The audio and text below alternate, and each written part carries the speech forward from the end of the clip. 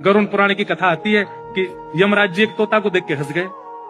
तो तोता बोला कोई और हंस जाए तो बात बनेगी, यमराज हंस रहा है। तोते के मित्र थे गरुड़ जी, भगवान के वाहन। तो अपनी पहुंच लगाते हैं ना लोग, जब संकट में आते हैं तो अपनी पहुंच लगाते हैं, जैक लगाते हैं, हाथ पांव फड़ाते हैं। गरुड़ जी को कहा कि भैया तुम कैसे भी एक काम करवा दो। बोले क्या? ये यमराज जी मुझे देख के हंस गए हैं, मुझे लग रहा है अब मेरे जीवन के दिन 4 बचे।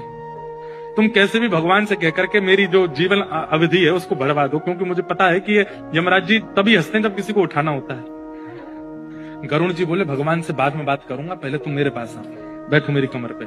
गरुड़ जी उड़ा करके उनको 7 समुद्र पार एक गुफा में ले गए और वहां भीतर ले जाकर के छोड़ दिया। बोले यहाँ रहो, यहाँ कोई नहीं आएगा, और ये 2-4-10 दिन यहीं बैठे रहना, सब ठीक हो जाएगा अपने आप। और मैं जाके भगवान, मैं यमराज जी से बात करता हूँ, भगवान को छोटे काम के लिए क्यों बोलना, मेरी पहुंच तो सब जगह है। मैं भी रसातल में जाके यमराज जी से कहता हूँ तुझको नहीं लेके जाएंगे, ठीक है? तोता बड़ा खुश हुआ, बहुत बढ़िया है, मैं यहीं रह लूंगा 4-5 दिन। यमराज जी के पास गए सीधे गरुड़ जी। गरुड़ जी तो भगवान के वाहन है, सब खड़े होते हैं, उनको देख के यमराज जी बोले आइए आइए। कैसे आए? बोले हम बस एक बात कहने आए हैं, फिर हमको जाना है वैकुंठ। हमारा एक मित्र है तोता, वहां का, उसका ये नाम है। बोले अच्छा, तुम उसको देख के हंस गए थे परसों, क्यों हंसे थे? कोई योजना बन रही हो तो मत बनाना।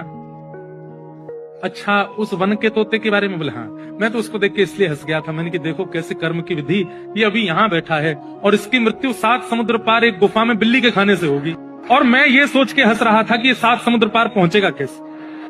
तभी यमराज जी बोले देखो देखो आ गया। पीछे देखा तो उस तोते की आत्मा आ रही थी, मर गया। गरुड़ जी बोले मैं ही छोड़ के आया था इसे।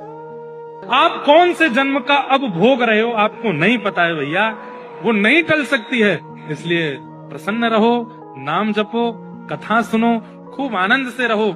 इस बात का दोष मत दिया करो कि हम इतना अच्छा अच्छा करते हैं, हमारे साथ बुरा क्यों होता है।